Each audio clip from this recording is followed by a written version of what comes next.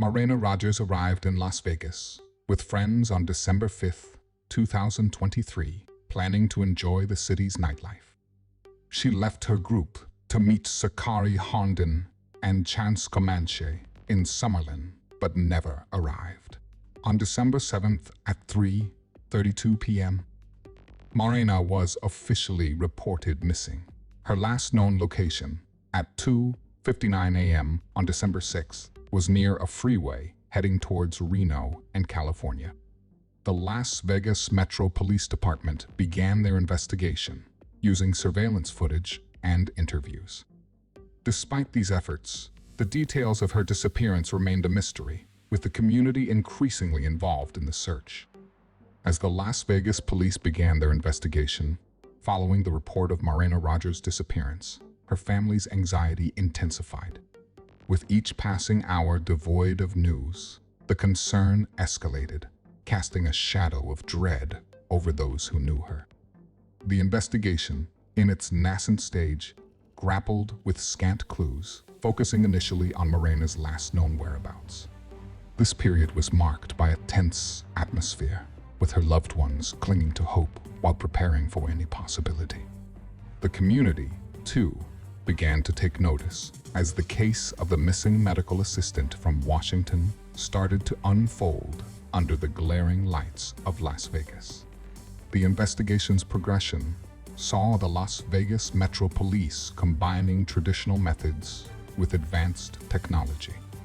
Surveillance footage from the area and interviews with potential witnesses became pivotal. Each fragment of information added to the emerging picture, but the case remained shrouded in mystery. As the police worked tirelessly, the community's involvement grew, with locals and visitors alike becoming more alert and cooperative, reflecting the gravity of the situation. The efforts to locate Marayna, involving both law enforcement and public participation, highlighted the seriousness with which her disappearance was regarded.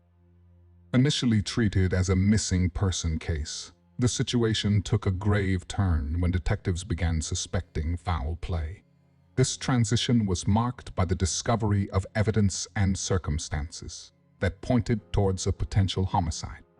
The exact timing of this shift isn't clearly specified in the available information, but it typically occurs when investigators find evidence inconsistent with a simple disappearance. This could include inconsistencies in witness statements, suspicious activities observed in surveillance footage, or unusual patterns in Marayna's digital footprint. In such cases, law enforcement often broadens the scope of their investigation to consider criminal activities, leading them to scrutinize known associates, potential motives, and any recent conflicts involving the missing person. This development intensified the investigation as the police and the community grappled with the possibility of a more sinister outcome. The investigation led to Comanche and Sakari Harnden due to a combination of digital evidence and witness statements. As detectives delved deeper, they pieced together Marayna's movements and communications, which revealed a connection to Harnden and Comanche. Details about specific evidence, such as messages, location data, or surveillance footage, that conclusively pointed to foul play and implicated these individuals, have not been publicly disclosed. This critical development in the case marked a significant shift from a missing person investigation to a criminal inquiry focused on Harnden and Comanche. In the mysterious and tragic case surrounding Marayna Rodgers' disappearance and murder, the backgrounds of the individuals involved add layers of complexity and intrigue, particularly as the full picture of motives remains elusive. Marayna Rodgers, a 23-year-old medical assistant from Washington State, known for her professionalism and dedication, had ventured to Las Vegas for leisure, a trip that tragically ended in her untimely death. Among the suspects is Comanche, a 27-year-old with a fleeting career in professional basketball, including a brief tenure with the NBA and various G League teams. His involvement in the case raises perplexing questions. considering his athletic career trajectory and what seemed like a promising path ahead. Sakari Harnden, at 19 years old and a friend of Rodgers, is an enigmatic figure with less publicly known background. Her connection to both Rodgers and Comanche and her alleged role in this crime bring forth a bewildering array of questions about the dynamics at play among these individuals. The motives behind this heinous act are shrouded in uncertainty. In cases like this, where individuals with no apparent criminal history or clear reasons for such actions are involved, motives can be wide-ranging. They might include personal conflicts that spiraled out of control, potential financial gains, emotional or psychological turmoil, or even situations that inadvertently escalated to tragic outcomes. It's important to emphasize that in the absence of concrete evidence or confessions, any discussion regarding the motive remains speculative and part of an ongoing investigation. Law enforcement's role is to piece together the puzzle from the fragments of evidence and testimonies available, a task that often requires painstaking effort and time. As such, the true motive behind Marayna Rodgers' tragic fate remains, for now, a matter of conjecture, adding to the overall intrigue and complexity of this case. The public and the media alike await further details, which will hopefully shed light on this perplexing and sorrowful story. In the case involving Marayna Rodgers, the disparity in charges against Sakari Harnden and Chance Comanche raises intriguing questions. Notably, while Comanche has been dropped from the Stockton Kings following his involvement, Harnden, his girlfriend, faces more severe charges, including murder, theft, and kidnapping. This noticeable difference in legal accountability between the two suspects is not clearly explained, but several plausible factors could be at play. Firstly, the extent of Harden's involvement could be a significant factor. If evidence suggests that she had a more direct or influential role in the planning and execution of the crime, this could naturally lead to harsher charges against her. Additionally, the nature of the evidence available could be pivotal. More concrete evidence, like digital traces, physical evidence, or witness testimonies, linking Harnden more closely to the crime, might result in the heavier charges she is facing.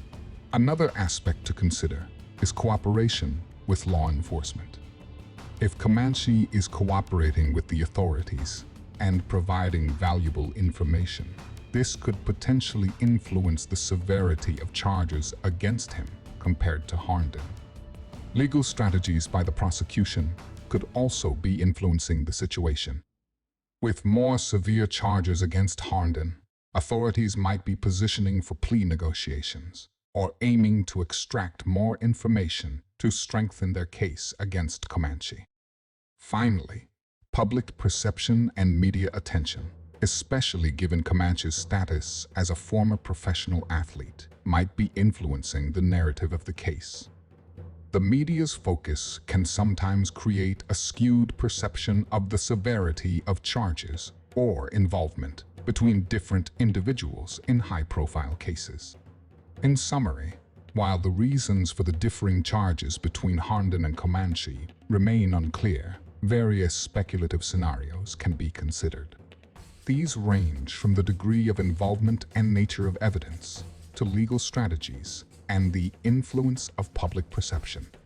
As the case progresses, further details may emerge, providing a clearer picture of the roles each individual played in this tragic incident. As we wrap up our discussion on the complex and ongoing case involving Marayna Rodgers, it's crucial to recognize that this investigation is still unfolding. With the suspects yet to go to trial and the full spectrum of facts not yet in the public domain, there remains a significant amount of information that is yet to surface. This case, like many in the legal system, is dynamic and subject to change, as new evidence is presented and as the trial progresses. For those of you who are keen on following the latest updates and developments in this case, I invite you to subscribe to my YouTube channel, Deliberately Deadly. Here, not only will we keep you informed about this case as it evolves, but we also delve into other intriguing true crime stories. Your thoughts, insights, and comments are invaluable, and I encourage you to share them. If you have any specific details or perspectives about the case that haven't been covered yet, please feel free to include them in the comments section. Your engagement helps deepen our understanding and discussion of these complex issues. Remember, while we explore these cases, it's essential to approach them with respect and thoughtfulness, considering the real impact they have on the lives of those involved. Thank you for being a part of this community, and I look forward to our continued explorations on Deliberately Deadly.